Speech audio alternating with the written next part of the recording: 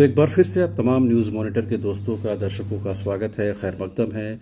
बड़ी खबर यह है कि कल देर शाम आपको पता है कि झारखंड की प्रमुख सत्ताधारी पार्टी झारखंड मुक्ति मोर्चा ने राजमहल और सिंहभूम सीट से जो है प्रत्याशियों की घोषणा कर दी है।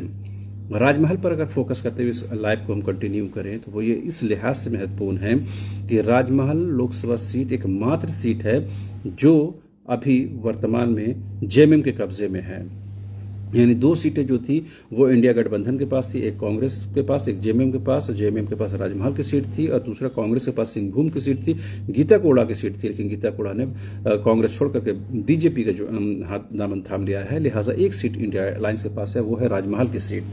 वर्तमान में वहां से सांसद विजय हांसदा है, जेएमएम के वरिष्ठ नेता हैं और बेहद विश्वस्त नेता हैं पार्टी के। इस बार भी जेएमएम ने जो प्रत्याशियों की घोषणा की है उसमें से विजय हांसदा को ही राजमहल लोकसभा सीट का उम्मीदवार घोषित किया गया है। ये बात सुनने में थोड़ी बहुत नॉर्मल लगती है, बहुत आसान लगती है, लेकिन खबर अब इसके बाद शुरू होती है। आपको पता है कि जो बोरियो से विधायक हैं लोबिन हेम्ब्रम, वो लगातार पार्टी लाइन के खिलाफ जाकर बयान करते हैं, पार्टी लाइन के विपरीत जाकर अपना स्टैंड रखते हैं। पिछले दिनों उन्होंने कहा था कि वो राजमहल लोकसभा सीट से चुनाव लड़ना चाहते हैं, पार्टी उन्हें टिकट दे। अगर पार्टी उन्हें टिकट नहीं देती है तो वो निर्दलीय तौर पर यानी इंडिपेंडेंट तौर पर चुनाव लड़ेंगे। और कहीं न कहीं अगर ऐसा होता है तो जेएमएम के लिए, इंडिया गठबंधन के लिए मुश्किल हो सकता है। चूंकि अब विजय हांसदा को एक बार फिर से जेएमएम टिकट दिया है, इससे स्पष्ट हो गया है कि लोबिन हेम्ब्रम जेएमएम के या इंडिया गठबंधन के प्रत्याशी नहीं होंगे। तो अब क्या लोबिन हेम्ब्रम पार्टी छोड़ने के बेहद करीब पहुंच चुके हैं? लगातार उनकी तरफ से या उनके जो विश्वस्त लोग हैं उनकी तरफ से ये कहा जाता रहा है कि लोबिन हेम्ब्रम जो है वो पार्टी के क्रियाकलापों से नाराज हैं और पार्टी में जो कुछ चल रहा है उसे वो अप टू मार्क नहीं मानते हैं। पिछले दिनों जब भोगनाडीह में वो एक कार्यक्रम करना चाहते थे, वो कार्यक्रम पार्टी के खिलाफ भी कहा जा सकता है और सरकार के खिलाफ भी कहा जा सकता है, जिसे उन्होंने अन्याय यात्रा नाम दिया था। उस कार्यक्रम को वहां के जो जेएमएम के कार्यकर्ताओं ने उन्हें रोक दिया था और काफी छीछा लेदर लोबिन हेम्ब्रम की हुई थी। अल्टीमेटली कहीं न कहीं फोर्सफुली जब उस कार्यक्रम को रोका गया तो लोबिन हेम्ब्रम ने वो कार्यक्रम स्थगित कर दिया। तो जाहिर सी बात है इन चीजों से, इन घटनाओं से लोबिन हेम्ब्रम का जो मन है वो पहले से ही पार्टी से बिल्कुल अलग हो चुका है।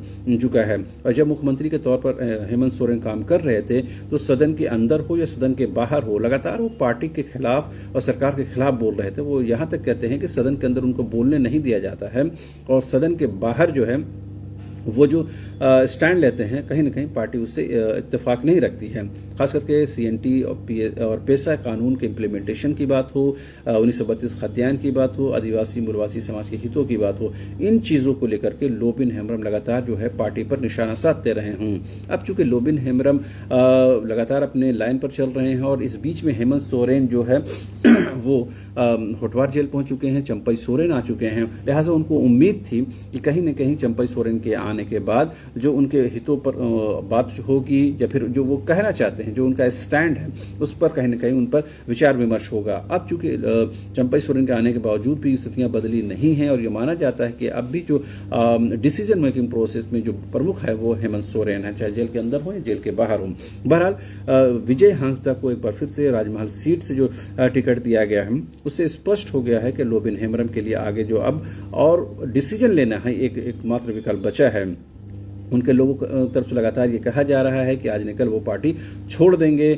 किस पार्टी में जाएंगे? वैसे आमतौर पर जो पार्टी है उसके नजर सामने वो है बीजेपी। क्योंकि बीजेपी में सीता सोरेन भी हाल ही के दिनों में गई हैं तो लिहाजा कहीं न कहीं उनके लिए मार्ग प्रशस्त भी हुआ है। तो क्या सीता सोरेन के बाद अब जो है लोबिन हेम्ब्रम दूसरे जेएमएम के ऐसे विधायक होंगे जो पार्टी छोड़ करके बीजेपी में शामिल होंगे, क्योंकि उनके पास अब कोई विकल्प नहीं बचा है, उनके पास और कोई ऑप्शन नहीं बचा है। बहरहाल अब देखने वाली बात होती है कि विजय हांसदा के प्रत्याशी घोषित होने के बाद लोबिन हेम्ब्रम का क्या कुछ स्टैंड है। लगातार वो थर्ड फ्रंट के जो नेता हैं सूर्य सिंह बेसरा जो पूर्व विधायक हैं, झारखंड के आंदोलनकारी हैं, वो ये लगातार कहते रहे हैं कि जो लोबिन हेम्ब्रम है वो राजमहल लोकसभा सीट से चुनाव लड़ेंगे और थर्ड फ्रंट के यानी तीसरे मोर्चे के प्रत्याशी के तौर पर वो चुनाव लड़ेंगे।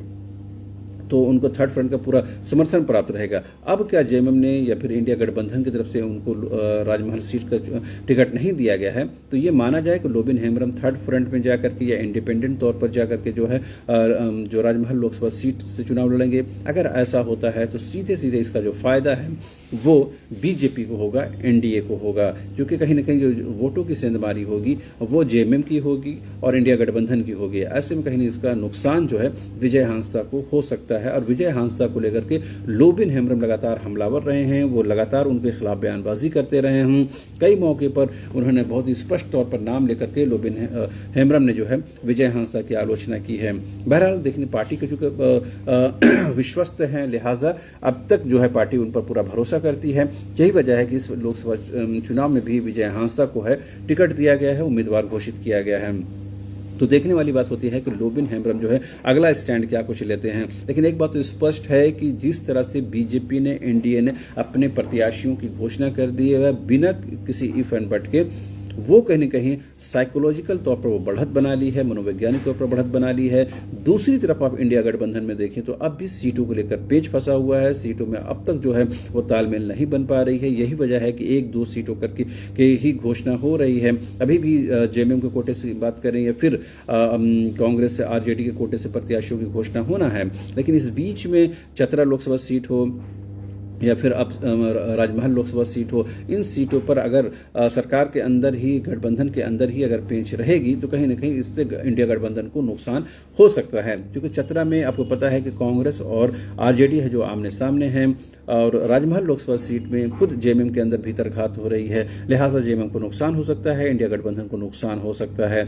यही वजह है कि कहीं ना कहीं इंडिया गठबंधन जो है प्रत्याशियों के चयन में देरी कर रहा है। और ये कहा जा रहा है कि जो जैसे ही त्यौहार खत्म हो गए, क्योंकि कल सरहुल का त्यौहार है, ईद का त्यौहार है, फिर रामनवमी का त्यौहार है, लिहाजा इन त्यौहार को खत्म होते ही प्रत्याशियों की घोषणा कर दी जाएगी। लेकिन एक एक करके जितनी देरी हो रही है उतना कहीं ना कहीं प्रत्याशियों का मनोबल टूट रहा है, इंडिया गठबंधन को लेकर सवाल उठ रहे हैं और कहीं न कहीं इसका नुकसान जो है गठबंधन को होता हुआ नजर आ रहा है। फिलहाल हम राजमहल लोकसभा सीट की बात कर रहे हैं। यहाँ मैंने जैसे बताया कि राजमहल लोकसभा सीट से जो है लोबिन हेम्ब्रम चुनाव लड़ना चाहते हैं, लेकिन पार्टी यानी जेएमएम ने उनको टिकट नहीं दिया है। ऐसे में क्या वो अब सीता सोरेन के बाद दूसरे ऐसे विधायक होंगे जो जेएमएम का दामन छोड़ करके दूसरी पार्टी या फिर बीजेपी में जा सकते हैं। देखना दिलचस्प होगा कि राजमहल लोकसभा सीट को लेकर के लोबिन हेम्ब्रम का ताजा बयान क्या कुछ आता है। फिलहाल के लिए इतना ही, दीजिए इजाजत, धन्यवाद।